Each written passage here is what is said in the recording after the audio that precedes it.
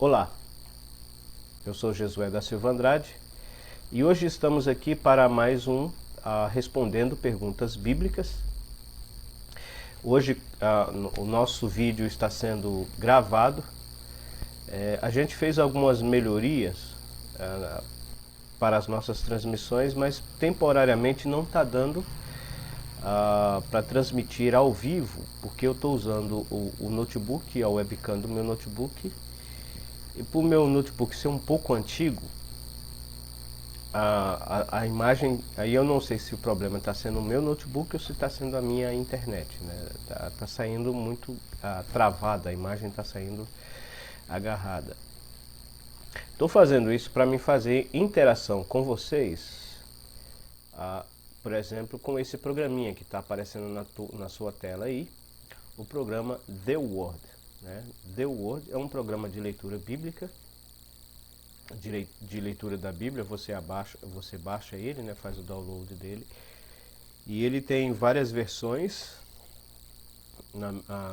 No meu programa eu baixei várias versões em vários idiomas.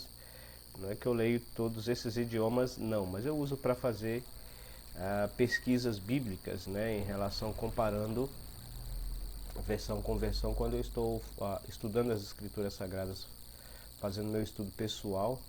Então eu uso várias versões. Ele tem, por exemplo, uma versão do texto Receptus, né, que é um texto, um dos textos originais do Novo Testamento grego. Ele tem também o WLC, que é também uma das versões, Westminster Leningrad Codex, que é uma versão do Velho Testamento, o Tanakh, que é uma versão do Velho Testamento em hebraico, né? Por exemplo, se você observar, esse Tanakh aqui está em inglês, hein? Esse aqui, por exemplo, né? Shoroshin, esse WLC, que você está vendo aí no seu texto Receptus. O texto Receptus já é o Novo Testamento, né? Então, geralmente eu uso para fazer pesquisa bíblica. A versão que nós vamos estar usando em português é essa versão, a ACF, mas tem ela também aqui, o Almeida Revista e Atualizada, e tem a Almeida Revista e Corrigida na Grafia Brasileira. Tem outras versões também, a versão católica, essa aqui, a Bíblia Livre, também é uma versão muito boa. Essa daqui é uma versão muito boa também, LTT, né, texto literal. O tradutor dele traduziu mais literalmente, né, as versões,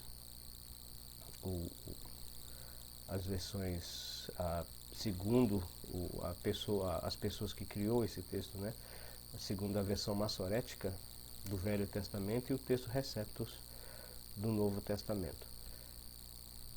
Então, a gente vai estar usando essa versão. Quando a gente estiver dando estudo bíblicos, igual nós estamos estudando sobre as reuniões da igreja, nós vamos estar usando também o PowerPoint para ajudar na compreensão da mensagem, né? Hoje a gente vai só usar o The Word, esse aplicativo de leitura bíblica, para responder as perguntas que nos foram feitas, e esperamos que seja de um aproveitamento melhor para você acompanhar a leitura das Escrituras Sagradas aí da sua casa. Então é por isso que a gente está fazendo gravado, porque eu estou usando a webcam do meu notebook. Por usar a webcam do meu notebook, não dá para fazer online. Aí eu não sei se é o meu notebook. O meu notebook é antigo, ele é de 2014. Algumas pessoas falam que é o meu notebook, outras falam que é a internet que eu tenho. Eu sinceramente eu não sei. Eu vou ter que fazer melhorias para ver o que é. Vou fazer melhorias na internet, com a permissão do Senhor, assim que for disponível. Devo fazer quando eu tiver condições também, adquirir ou um PC, um computador de mesa, ou um outro notebook um pouco mais avançado, um pouco mais potente, mas até lá nós vamos improvisando, fazendo as gravações, e você vai perdoar-nos, porque embora eu estou gravando, eu estou sem editor de vídeo. O editor de vídeo que eu tenho não reconhece nenhum dos formatos gravados pelo OBS. Então eu vou ter que gravar pelo OBS e postar diretamente. Talvez, se fazer edição pelo OBS mesmo. Eu acho que tem esse recurso no OBS, eu tenho que estudar isso ainda. Mas é só dando esse esclarecimento. Carlos Eduardo, né, eu trabalhei com ele no mercado onde trabalho. No último vídeo que nós fizemos sobre as línguas ser evidências do batismo com o Espírito Santo, e não é, deixar isso bem claro, né, não é, línguas não é a evidência do batismo com o Espírito Santo, ele fez uma pergunta interessante, e o que requer a nossa resposta. Eu respondi ele resumidamente no próprio comentário que ele fez no nosso último vídeo. E o Carlos é um incentivo, né? O primeiro que faz essa pergunta nos comentários, e nós estamos tendo o privilégio de responder. Muito obrigado, Carlos Eduardo, por sua pergunta. Ele nos perguntou o seguinte: o batismo com o Espírito Santo, então, é um relacionamento mais íntimo e pessoal com o Senhor Jesus Cristo? Não, não é. O que acontece? O que acontece? É confundido, duas coisas confundidas em relação ao batismo com o Espírito Santo. Primeira coisa é receber o Espírito Santo ser confundido com batismo com o Espírito Santo. Tá?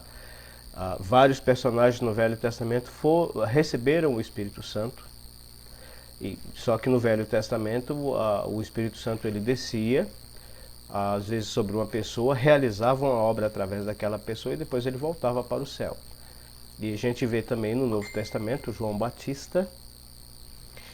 Só um momentinho, deixa eu silenciar meu celular aqui para parar de fazer essas notificações durante o vídeo.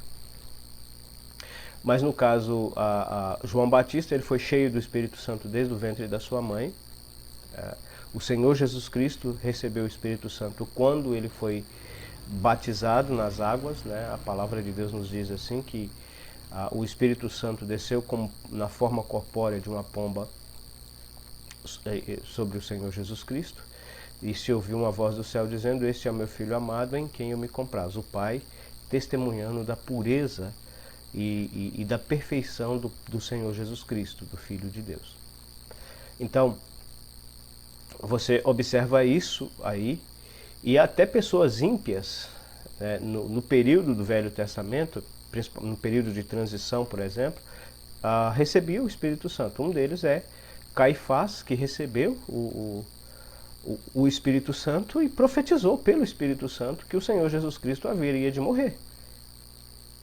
Ele fez essa profecia em relação ao Senhor Jesus Cristo, como ele era sumo sacerdote, mas ele era um homem, embora religioso, mas um homem não converso, um homem que não conhecia Deus, um homem ímpio.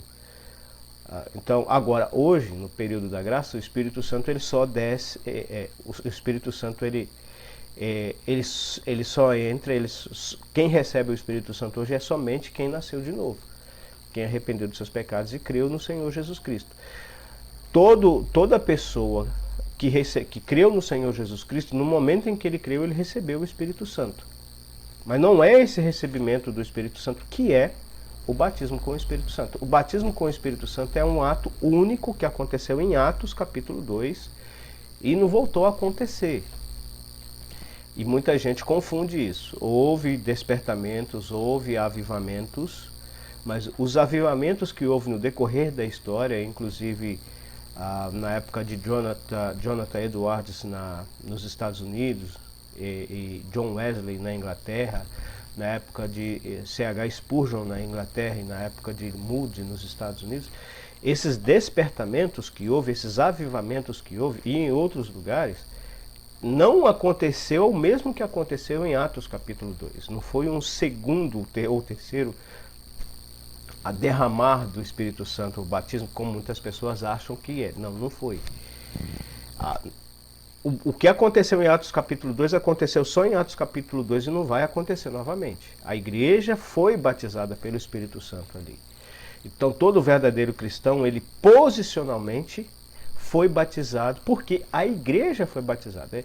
Ele participa desse ato, mas esse ato já aconteceu. Um exemplo que é até explicado no livro de Hebreus é quando o povo de Israel passou pelo Mar Vermelho. Eles foram batizados ali em Moisés. E depois, quando isso vai ser repetido no livro de Deuteronômio, aproximadamente 40 anos depois, o texto vai dizer que todos eles foram batizados em Moisés. Mas aquela geração que está ali ouvindo as palavras de Moisés, a repetição das leis, né? Daí o nome Deuteronômio, repetição das leis.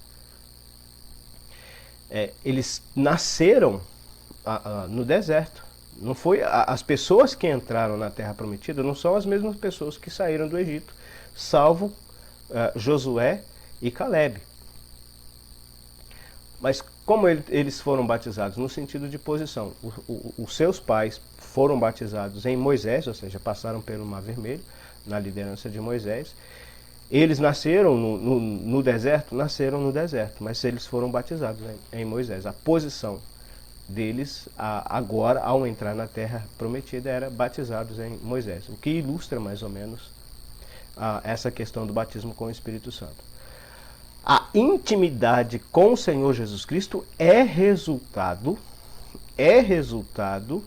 do Espírito Santo habitando em nós, à medida que nós renunciamos à nossa natureza pecaminosa, renunciamos a nós mesmos, à medida que nós não vamos nos conformando com esse mundo, tomando a forma desse mundo, antes pelo contrário, né? Sendo renovados, tendo a nossa mente renovada pelo Espírito Santo e moldada pela palavra de Deus.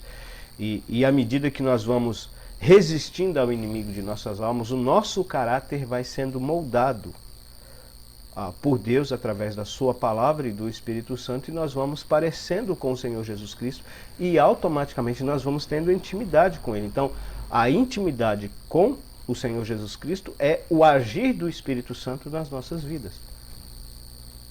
Então são duas coisas diferentes. Batismo com o Espírito Santo é um ato único que já ocorreu. A intimidade com o Senhor Jesus Cristo, termos essa intimidade, é o ato do Espírito Santo agindo em nós através da palavra de Deus. Então são duas coisas bem distintas, né? E essa intimidade que nós podemos desenvolver no nosso relacionamento com o Senhor Jesus Cristo, ela só é possível porque o Espírito Santo habita em nós e porque a igreja foi batizada pelo Espírito Santo.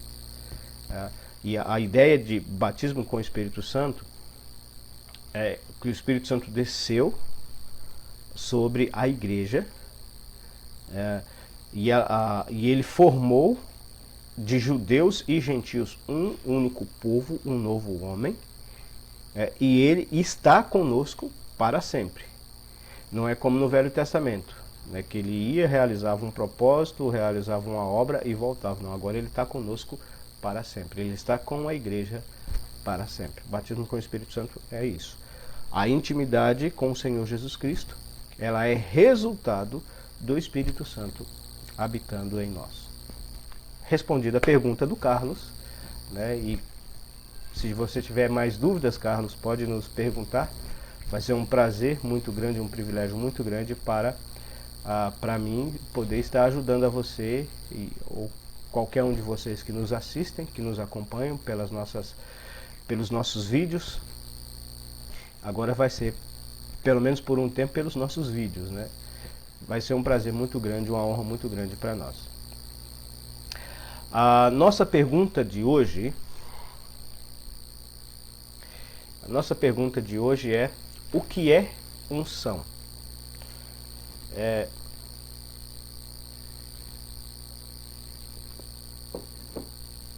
O que é unção?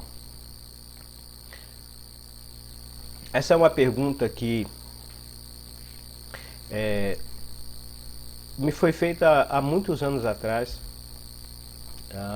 deve ter mais ou menos uns 5 anos, numa época onde surgiu algumas expressões estranhas, né, como unção da águia, unção da lagartixa, e uma pessoa me perguntou isso, o que é unção.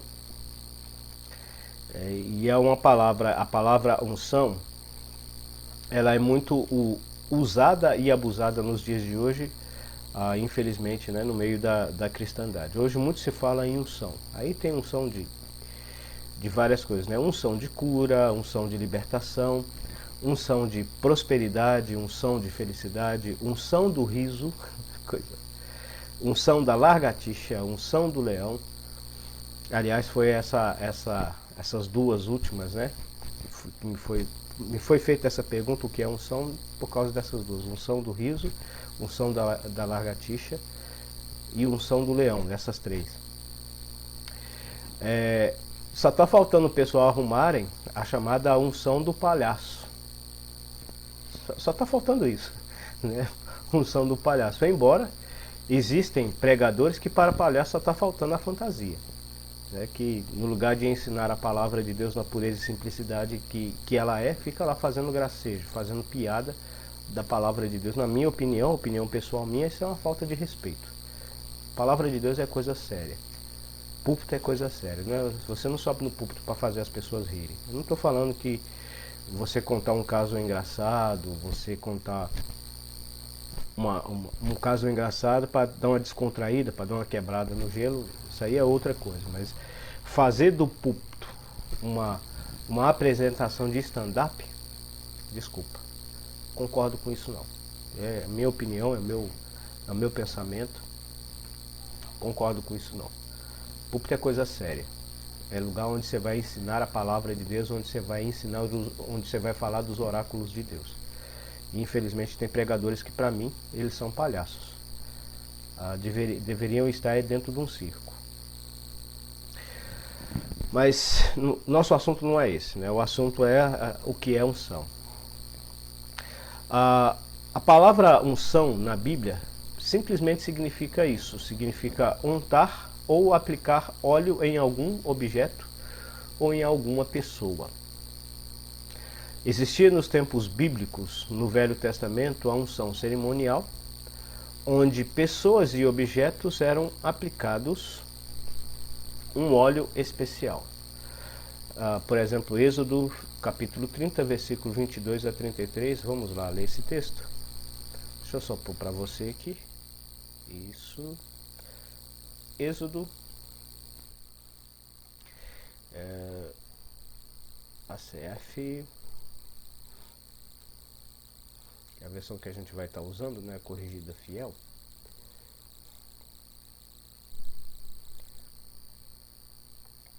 Êxodo, capítulo 30, versículo 22 a 23.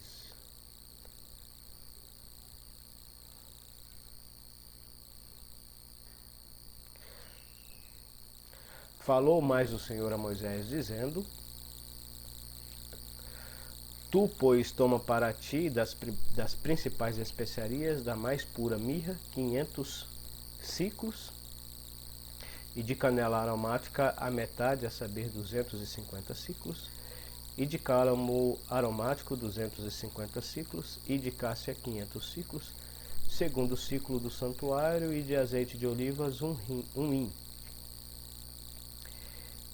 E disso farás o azeite da santa unção, o perfume composto segundo a obra do perfumista. Este será o azeite da santa unção. Então você observa que Deus ordenou a Moisés fazer este óleo da santa unção, que era um perfume, e esse óleo tinha que ser feito com esses ingredientes com a medida, com as proporções claras de cada um desses ingredientes, né? Cada um desses ingredientes.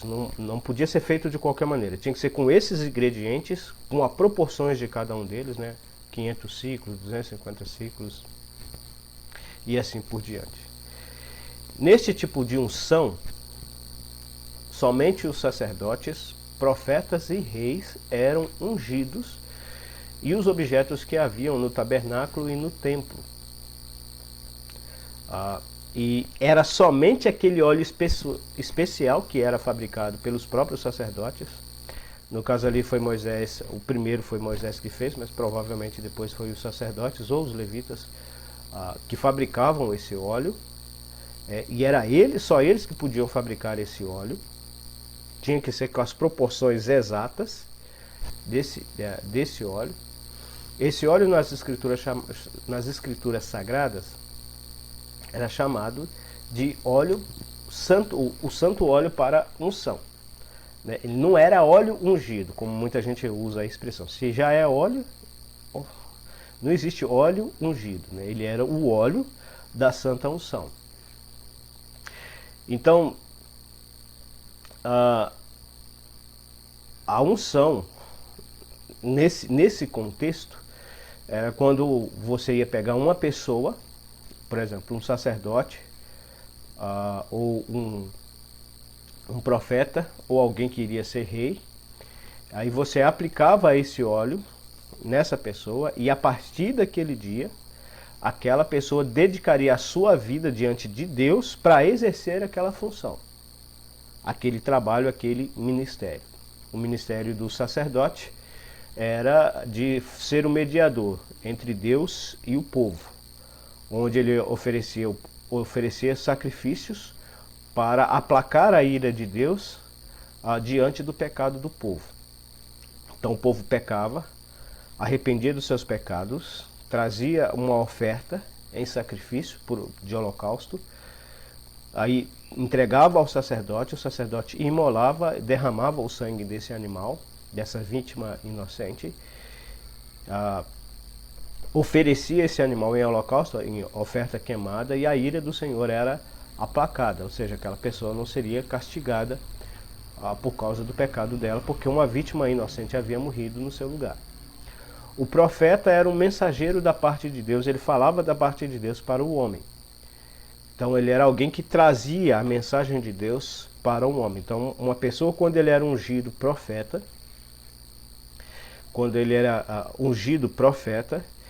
ele dedicaria a sua vida para falar às pessoas em nome de Deus, entregar a mensagem de Deus para as pessoas. E os reis eram aqueles como Saul, como Davi. Saul não foi um rei, foi um rei ímpio, né? Mas ele foi ungido e durante um tempo o Espírito Santo habitou nele. Naquela época o Espírito Santo era transitório, como já falamos na resposta anterior. Davi foi ungido, Salomão foi ungido e outros reis também foram ungidos, né? Então eram pessoas que governavam o povo em nome de Deus. Então eles buscavam a Deus, em Deus, sabedoria para governar o povo, para reinar sobre o povo. Eles reinavam sobre o povo em nome de Deus. Então, esclarecido isso, esse óleo que essas pessoas eram ungidas, era esse óleo que era fabricado pelos levitas. Os objetos do tabernáculo, por exemplo, todos eles eram ungidos, ou seja, a partir do momento que aquele objeto, o óleo era aplicado sobre ele, a partir daquele momento aquele objeto era usado somente para a obra de Deus. Se alguém pegasse um objeto do tabernáculo, por exemplo, um vaso do tabernáculo, tirasse ele do tabernáculo e usasse no cotidiano, aquele vaso deveria ser quebrado e a pessoa que havia feito isso, ou seja, profanado um dos itens do tabernáculo, ela corria o risco de morrer. Tá? Então isso é coisa séria. A gente vê as pessoas aí ungindo casas, ungindo ruas, ungindo um monte de coisas. Se isso, nos dias de hoje, se isso fosse como no Velho Testamento, muitas cidades já haviam sido destruídas, muitas pessoas, muitas fábricas, muitas empresas, muitas máquinas já estariam mortas. Então, o que essas pessoas fazem isso, elas estão achando que estão fazendo algo que agrada a Deus, mas na realidade elas nem sabem o que elas estão fazendo. Porque se Deus fosse agir, se esse óleo fosse ali, e outra coisa, para se ungir alguma coisa para o Senhor, tinha que ser esse óleo fabricado pelo povo de Israel, fabricado pelos levitas. Então, isso que eles chamam hoje de óleo, e erroneamente chamam de óleo ungido, né? Que não tem nada a ver com as especificações que é mostrado em Êxodo capítulo 30, não é óleo, não é o mesmo óleo. Porque se fosse, Deus, muitas cidades haviam sido destruídas, muitas empresas, muitas fábricas, muitas pessoas. Porque isso é coisa séria, séria demais. No tempo do Velho Testamento isso era sério demais. E a gente observa pessoas que morreram por profanarem o templo. Um dos casos, por exemplo, é o caso... me fugiu o nome do rei, mas esse relato está lá no livro de Daniel. Acho que é Beltesazar, se eu não estou enganado, que pegou os objetos do templo e bebeu nesses objetos do templo e ofereceu sacrifício aos seus deuses. E então ele viu, e todas as pessoas que estavam ali com ele viu a mão escrevendo Mene, Mene, Tekel e Farsim. E Daniel foi chamado para interpretar, que significava, né? Medido foi o teu reino, pesado na balança, e fosse achado em falta. E ele, no caso, morreria e o seu reino passaria para outro rei. Então, isso é coisa séria. Isso é coisa muito séria. E as pessoas não têm noção. Os líderes religiosos de hoje em dia não têm noção de quão sério é esse tipo de coisa que eles ficam fazendo aí, sabe? Achando que estão fazendo algo, que são homens poderosos, capacitados. Eles não têm noção daquilo que eles estão fazendo. Porque se realmente fosse daquele óleo lá, e se realmente aquilo fosse consagrado ao Senhor, muitas pessoas estariam mortas, muitas cidades estariam destruídas, muitas empresas viriam à falência, porque essas coisas teriam sido profanadas pelo uso incorreto. Uma coisa que era ungida, a partir do momento em que ela foi ungida, teria que ser dedicado exclusivamente e totalmente a Deus e a sua obra. Tanto no Velho quanto no Novo Testamento, temos outras indicações, como o costume de usar óleos e azeites, né, como por exemplo cosmético. Por exemplo, 2 Samuel, capítulo 12, versículo 20. Vou só colocar aqui para você ver. Segundo livro de Samuel.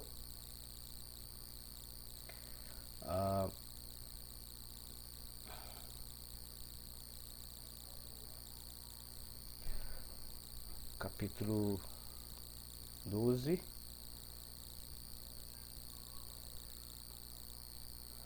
E o versículo 20. Então Davi se levantou da terra, se lavou e se ungiu. E mudou de roupas e entrou na casa do Senhor e adorou. Então foi à sua casa e pediu pão. E lhe puseram pão e comeu. Essa palavrinha aqui, se ungiu, se você ver o contexto aqui, Davi havia jejuado devido à doença e morte do seu filho, que tinha nascido do pecado que ele havia cometido com Batseba. Então, no caso, quando ele fica sabendo que a criança tinha morrido, e a Bíblia fala claramente isso, né? Ele se levantou da terra, ele se lavou, ou seja, tomou um banho e se ungiu. Essa expressão se ungiu aqui não deve ser entendida que ele pegou aquele óleo lá do templo usado, aliás, ele já tinha sido ungido ou seja, sido consagrado como rei ao Senhor, e ele exercia a sua função de maneira correta. Essa expressão que se ungiu é que ele pegou os óleos que era usado naquele tempo, né, como perfumes, e passou sobre o seu corpo. No caso, era como os cremes de hoje em dia. Cremes, os cosméticos de hoje em dia, né? Cremes, perfumes, desodorantes, coisa desse gênero. Então, se ungiu aqui é nesse sentido. Mudou de roupas e entrou na casa do Senhor, ou seja, ele se arrumou. Né? Ele se preparou e foi para a casa do Senhor, para o templo, para adorar ao Senhor. Um outro exemplo nesse sentido é o que está em Cantares, capítulo 5 e o versículo 5. Livro de Cantares,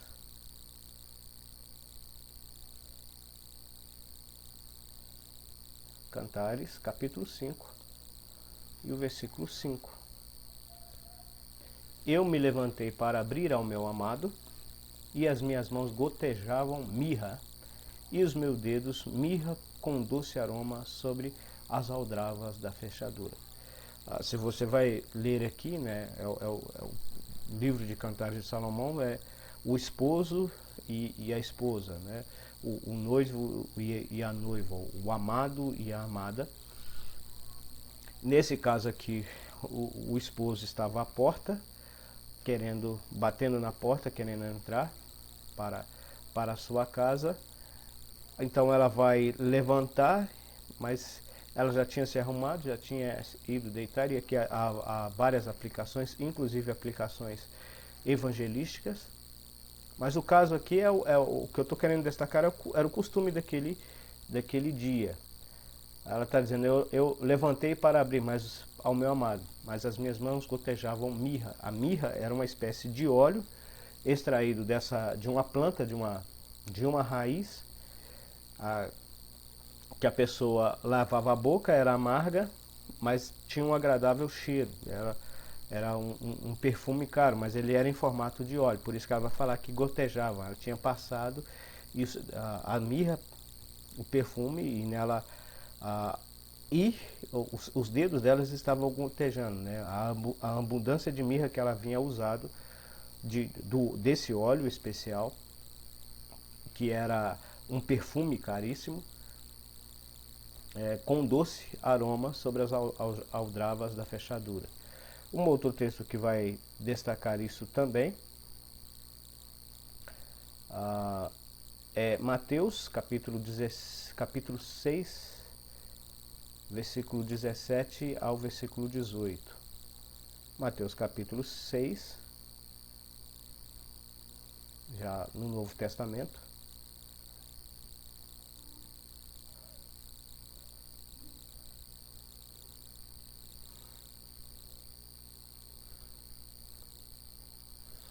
E quando jejuardes, o Senhor Jesus Cristo ensinando sobre o jejum, e quando jejuardes, não vos mostreis contristados como os hipócritas, porque desfiguram seu rosto para que aos homens pareça que jejuam. Em verdade vos digo que já receberam o seu galardão. Tu, porém, quando jejuares, unge a tua cabeça e lava o teu rosto. Essa expressão, unge a tua cabeça, no caso, seria usar, como a gente usava um gel para pentear o cabelo, ou um creme, né, para pentear o cabelo naquele tempo.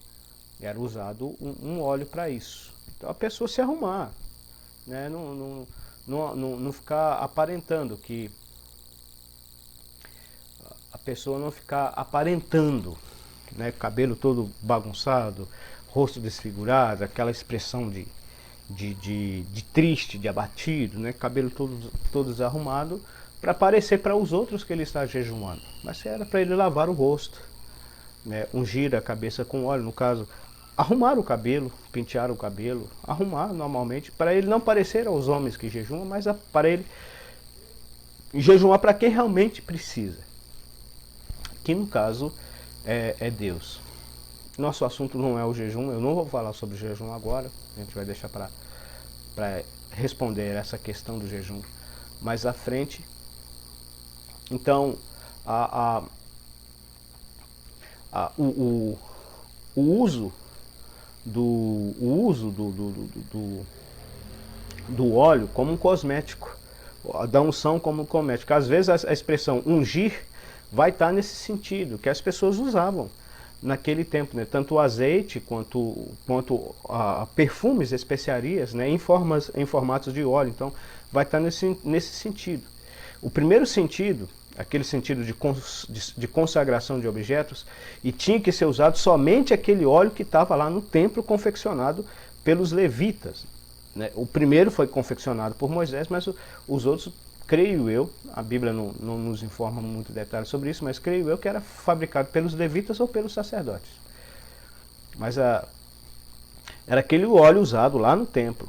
Aí que tinha que ser os objetos que iam ser usados no templo, usados no tabernáculo, ou as pessoas, os sacerdotes, os profetas e os reis. E outra coisa, aquele óleo não podia ser usado para outra coisa. Se alguém usasse aquele óleo para outra coisa, ele morreria. Se você ler lá, continuar lendo o contexto lá, você vai observar isso, que a pessoa que usasse o óleo para outras funções, para outras coisas, que não fosse para consagrar algo ao Senhor e à obra do Senhor, a pessoa morria. Agora, essas outras expressões que nós vimos como ungir, era um costume de usar o óleo como um cosmético. Né? Também havia o uso de óleos, por exemplo, na gastronomia. A pessoa amassar a massa, o pão, né, o trigo com azeite. A gente vê essa expressão, né, untar com azeite, no caso ali usando o azeite na gastronomia. Também na medicina, em Lucas capítulo 10, versículo 33 a 34, quando o samaritano, né, vai pegar aquele homem ferido no chão e colocar na sua cavalgadura, a palavra de Deus fala que ele ungiu as feridas daquele homem que estava meio morto. Ele ungiu as suas feridas com azeite e vinho. Então o azeite, o ato de ungir, estava relacionado também à prática medicinal. Usava-se como um remédio. Então esse é o contexto ali. Né? A recepção de pessoas, Lucas capítulo 7, versículo 44 a 46, aquela mulher que unge os pés do Senhor Jesus com óleo e chora sobre os seus pés, enxuga com seus cabelos. Depois o Senhor Jesus Cristo vai dizer para Simão, né? Olha, eu vim na tua casa, mas você não me deste ósculo. Essa mulher, porém, não cessa de beijar os meus pés. Cheguei aqui e você não me deu óleo para a cabeça, ou seja, um cosmético. Seria, no caso, para ele se ajeitar para o jantar, se arrumar para o jantar. Mas ela tinha ungido os pés do Senhor Jesus com óleo. Então, a unção ali também como um cosmético. E era uma maneira de receber a pessoa, né? Que às vezes a pessoa tinha uma longa viagem, às vezes a pessoa convidava a outra para jantar em sua casa, e essa pessoa convidada tinha que andar um longo trajeto e passava por percalços nesse trajeto, e às vezes precisava chegar e se arrumar para ir para o jantar. Então era como se você tivesse, era uma maneira de você receber bem a pessoa. Você oferecia água para ela lavar os pés, óleo para ela se arrumar, se ajeitar antes do jantar. Então era uma maneira de você dizer que você queria ver ela bem, né, no jantar, queria ver ela bonita. Você tinha, para você era um privilégio ter ela ali no seu jantar. Ter ela ali no seu jantar. Então você vai observar isso nas Escrituras Sagradas. A unção, estou falando nas Escrituras Sagradas, a unção nesses aspectos. Agora hoje, para a igreja hoje, para o cristão hoje, como que se aplica isso? Infelizmente hoje em dia, né, como já dissemos, essa expressão é muito usada e abusada no meio da cristandade. Esse óleo ungido, e eu fico me perguntando, é como se unge um óleo. Eu fico me perguntando isso. Como que você unge um óleo? Para ele ser um óleo ungido. Não estou te entendendo, mas é isso mesmo, nem eu entendo. Nem eu entendo o que as pessoas querem dizer com isso, com óleo ungido. Mas as pessoas nem sabem o que elas estão falando. Essa é que é a questão.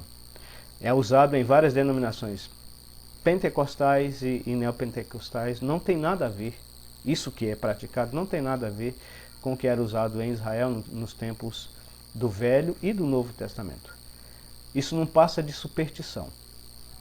Assim como alguns grupos, né, têm a sua água benta, muitas dessas denominações têm o seu óleo ungido, né, o seu óleo bento, como para não dizer. Eles usam a expressão óleo ungido para não dizer óleo bento, né, que seria a mesma coisa.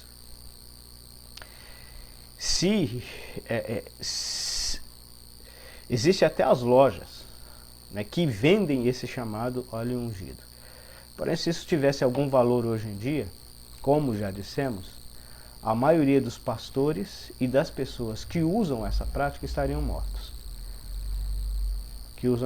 Primeiro porque eles falsificam esse óleo. Esse óleo teria que ser feito, tinha e tem que ser feito pelos levitas.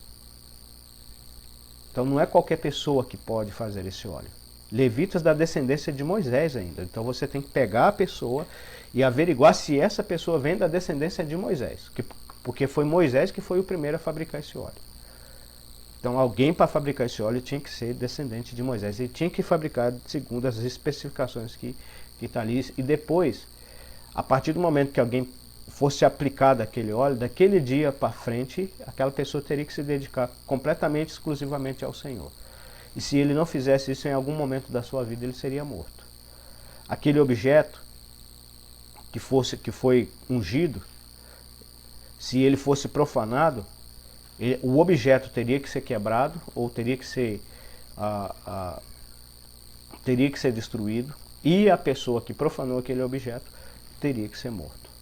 Então você observa que a coisa, você observa como que essa prática de hoje em dia, que as pessoas falam que é unção, é completamente contrária àquilo que a palavra de Deus apresenta na sua pureza e simplicidade.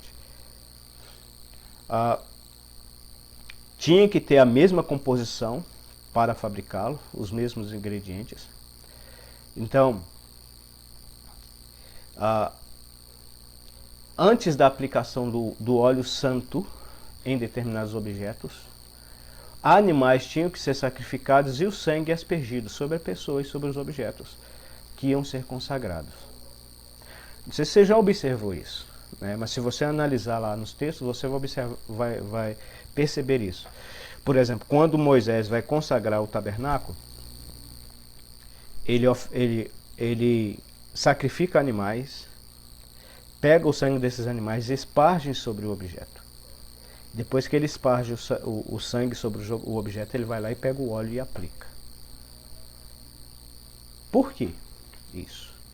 E por que essas pessoas não fazem isso hoje? Por que só aplicam o óleo? Por que não aplica também o sangue? E eu acho interessante que pega a prática física do óleo, mas essa prática aí que eles faziam, não fazem. E também seria errado hoje se fizesse isso, tá? Quero deixar isso bem claro aqui. Seria errado fazer. Os dois estão errados. Aplicar o óleo está errado e também se sacrificasse animais também estaria errado. Mas é interessante isso. Por que o Moisés aplicou o sangue primeiro para depois aplicar o óleo? Porque isso falava do Evangelho. Isso falava da obra redentora de Cristo na cruz do Calvário.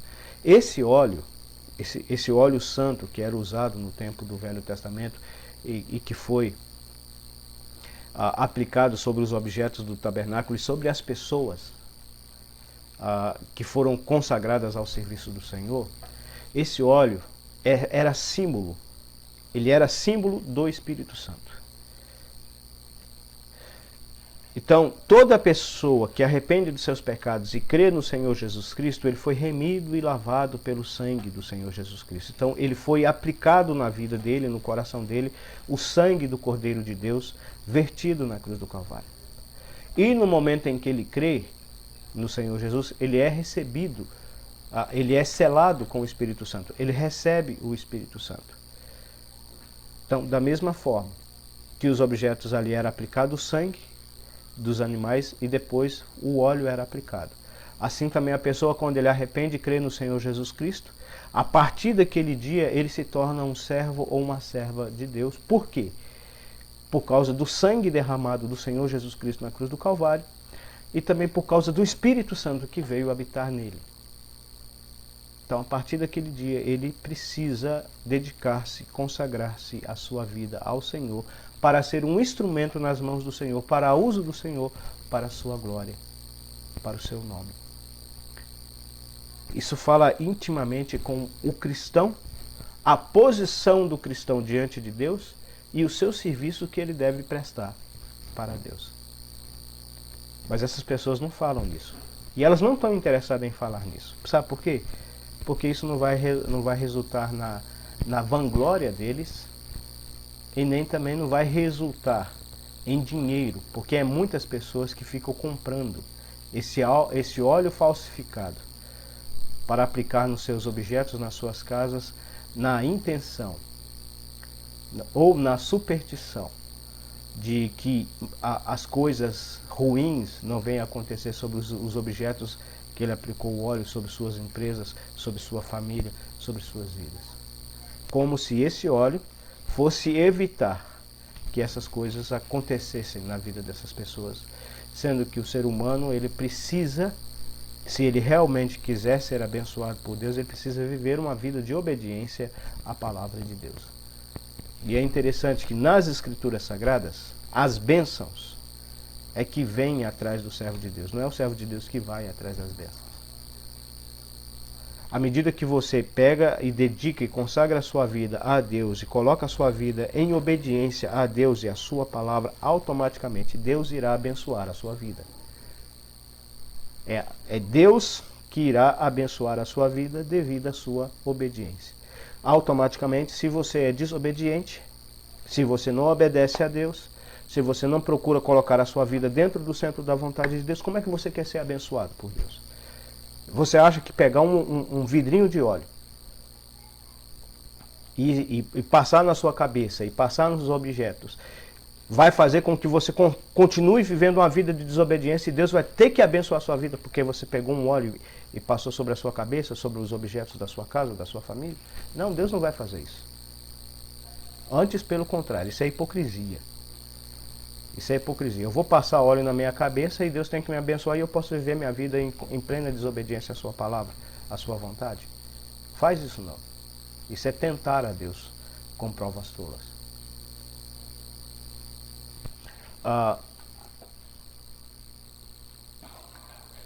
Cristo, quando ele morreu na cruz do Calvário, ele pagou o alto preço da nossa redenção. E quando nós cremos no Senhor Jesus Cristo, nós somos selados com o Espírito Santo. Então, o óleo santo ali, eu estou falando no Velho Testamento, era símbolo do Espírito Santo habitando no crente. E é essa mesma linguagem que vai ser usada, por exemplo, pelo apóstolo Paulo, em 1 Coríntios, capítulo 1, versículo 21 a 22. Aliás, 2 Coríntios, capítulo 1, versículo 21 a 22.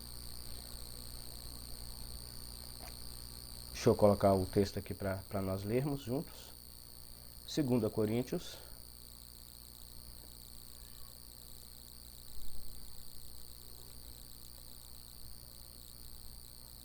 capítulo 1, versículo 21 a 22. Mas o que nos confirma convosco em Cristo e o que nos ungiu é Deus, ao qual também nos selou e deu o penhor do Espírito em nossos corações. Então, ou seja, o Senhor, mas quem nos confirma convosco em Cristo e o que nos ungiu é Deus. Então, quando nós cremos no Senhor Jesus Cristo, e o que confirma que nós cremos no Senhor Jesus Cristo, que nós fomos salvos pelo Senhor Jesus Cristo, é a unção de Deus. E o que é a unção de Deus? É o selo que Ele nos deu e o penhor do Espírito em nossos corações. Nós fomos selados, nós recebemos o Espírito Santo quando cremos. E esse ato de termos recebido o Espírito Santo, esse ato de nós termos recebido o Espírito Santo é que é chamado aqui de penhor, é que é chamado aqui de selo, é que é chamado aqui também de unção. Então, o que é a unção hoje? A unção hoje do cristão é o ato dele ter sido selado pelo Espírito Santo. Não é você ficar pegando um óleo físico e jogar para a cabeça das pessoas, colocar na cabeça das pessoas, ficar passando óleo para lá e para cá, lambuzando as pessoas de óleo. Não. Se você um dia arrependeu dos seus pecados e creu no Senhor Jesus Cristo, você foi ungido com o Espírito Santo. Erroneamente, a gente ouve as pessoas, até grupos sérios, sinceros, pedindo a Deus para ungir fulano ou ungir Beltrano, para que fulano seja ungido por Deus. Se ele já foi ungido quando ele creu, por que nós vamos pedir para o Senhor ungir ele de novo?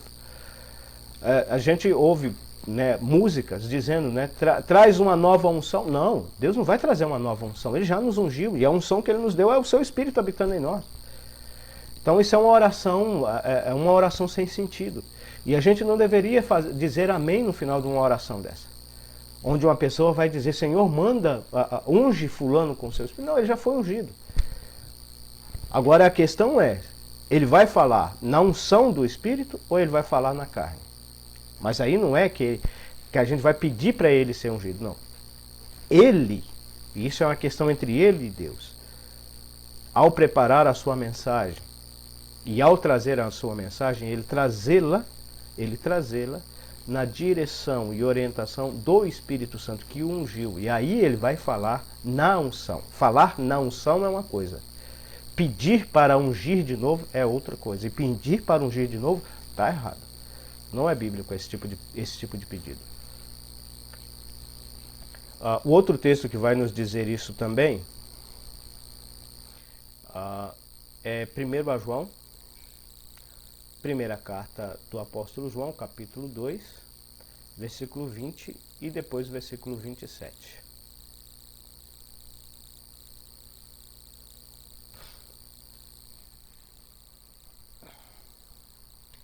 Primeiro a João,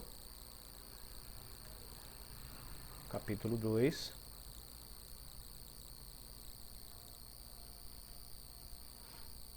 versículo 20 e o versículo 27. E vós tendes a unção do Santo e sabei todas as coisas. E vós tendes a unção.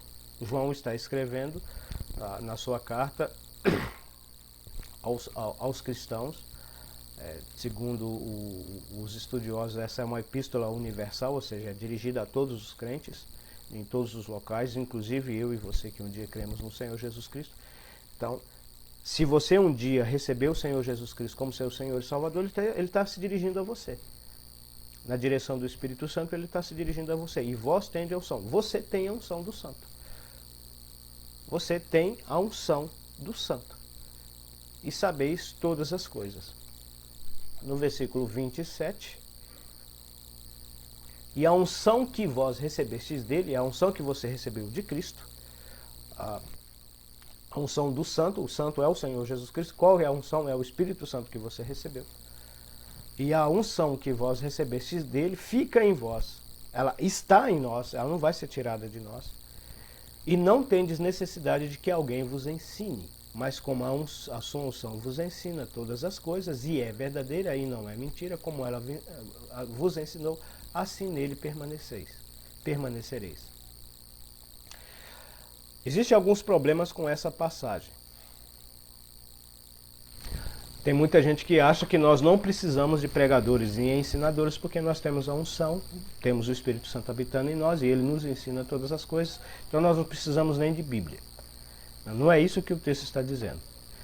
E não é também que o texto está dizendo que nós não vamos precisar de ensinadores, de pregadores, de pessoas consagradas e dedicadas ao Senhor que ensinam a sua palavra. Não é isso. Mas o que isso quer dizer então?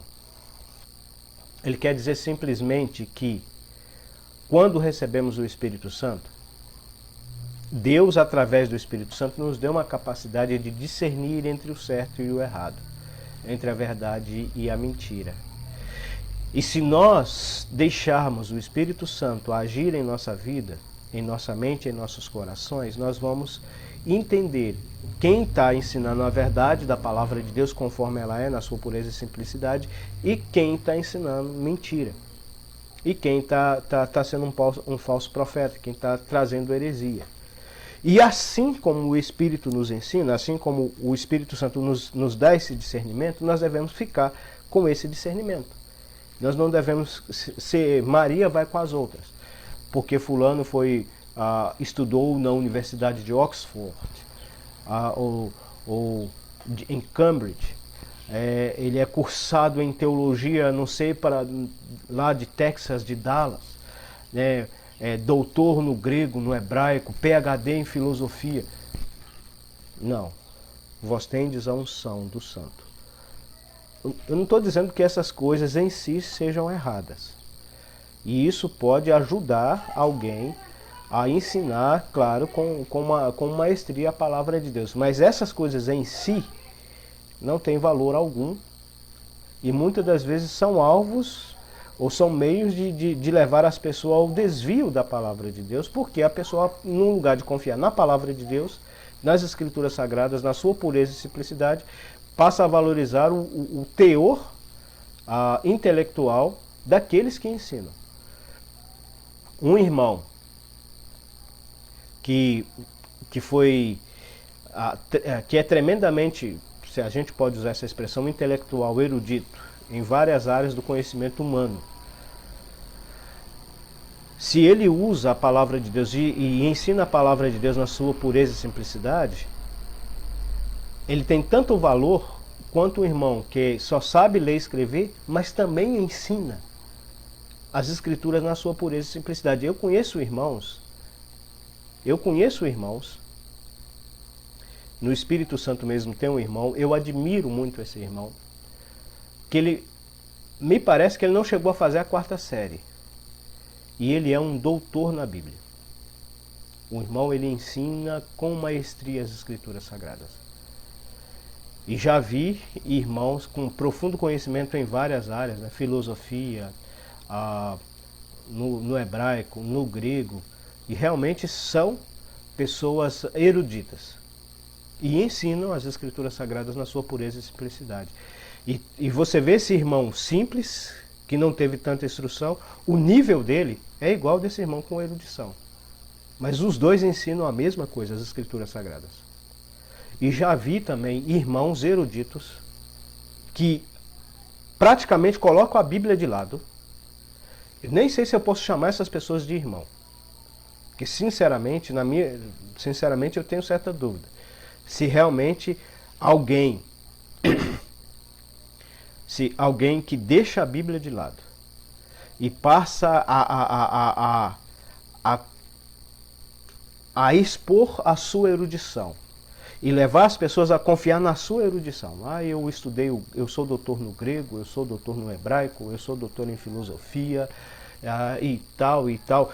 E a filosofia diz isso, a teologia diz aquilo, pensadores, os pais da igreja diz aquilo outro, e isso aí a Bíblia não diz. Praticamente ele deixou a Bíblia de lado. Eu tenho certa dúvida se essa pessoa realmente foi salva ou não. E o que o texto está dizendo é justamente isso, que ao termos a unção, ou seja, o Espírito Santo habitando em nós, o Espírito Santo nos capacita a sabermos diferenciar aquilo que é humano, aquilo que é carnal, aquilo que é mundano e aquilo que realmente é espiritual, aquilo que realmente é a vontade de Deus para a sua vida, para a minha vida, para as nossas vidas, mesmo que seja ensinado por uma pessoa humilde e simples. É isso que o texto está dizendo. E tem como fazer isso. Eu já vivi esse tipo de experiência, de perceber isso. Quando o irmão está falando na carne, baseado simplesmente na sua erudição, na sua eloquência, no seu conhecimento humano, e irmãos que, embora seja erudito, embora seja alguém realmente conhecedor de várias áreas do conhecimento humano, mas ele ensina a palavra de Deus, na sua pureza, na sua simplicidade. Assim como também, irmão simples, humilde, mas que ensina a palavra de Deus, na sua pureza e na sua simplicidade, mas ensina a palavra de Deus.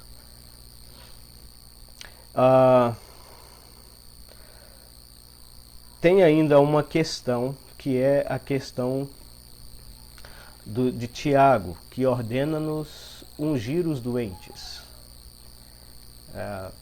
Tiago capítulo 5,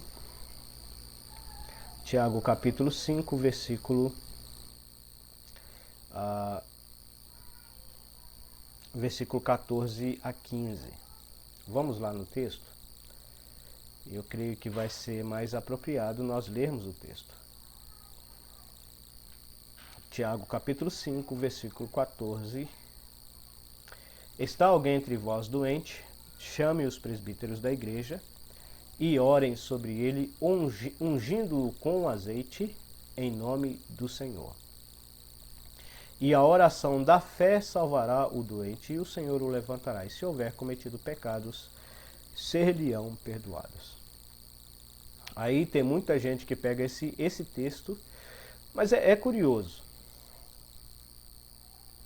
Mas é curioso. Só pegam a questão da unção. É curioso isso. As pessoas só pegam a questão da unção. Está alguém entre vós doente, chama os presbíteros da igreja e orem sobre ele, ungindo-o com azeite. Só pegam essa questão, só pegam essa parte do texto. Tiago fala que nós devemos ungir os doentes com azeite. E é verdade. Tiago fala isso mesmo. Mas leia o resto do texto. A gente falou sobre isso aqui quando tratamos de manejando bem a palavra da verdade. Você tem que pegar o texto e ler o texto e o seu contexto. Primeira coisa que Tiago destaca aqui é que o dom de cura nos seus dias já tinha cessado. Não é que Deus não curava, Deus cura, Deus é o mesmo ontem, hoje e para todo sempre, mas só que ele não dá mais essa capacidade aos homens, tá? Isso a gente tem que deixar isso bem claro aqui. Quando a gente dá um estudo sobre o Espírito Santo, os dons espirituais, a gente vai tratar desse assunto mais detalhadamente. Tiago não manda chamar quem tinha o dom de cura. Tiago fala, chame os presbíteros da igreja.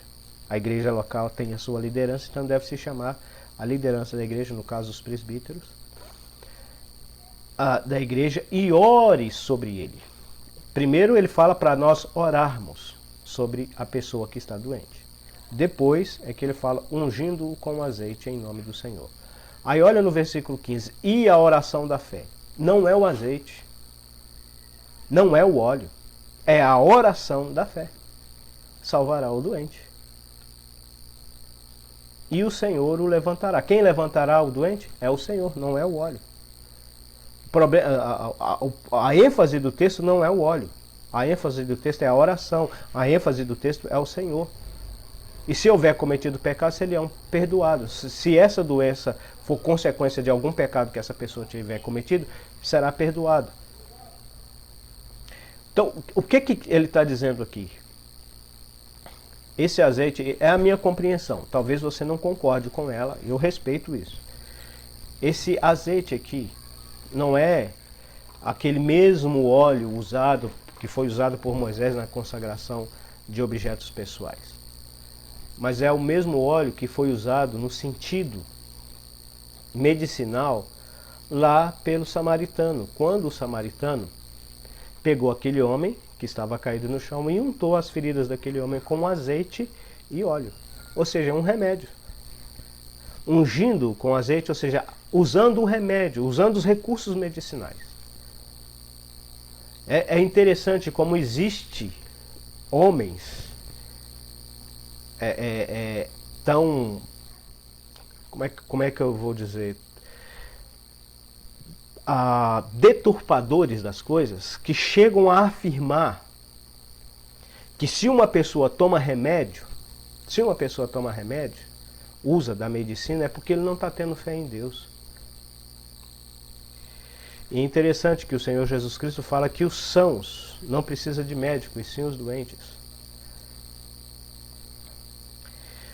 A medicina, os médicos estão no mundo, é uma providência divina. É Deus que levantou esses médicos, que coloca no coração do homem, mesmo ele sendo incrédulo, mesmo ele sendo ímpio, o desejo de ser alguém, de se tornar alguém que vai ajudar os outros, que vai salvar a vida de outros, através da medicina. Isso vem de Deus.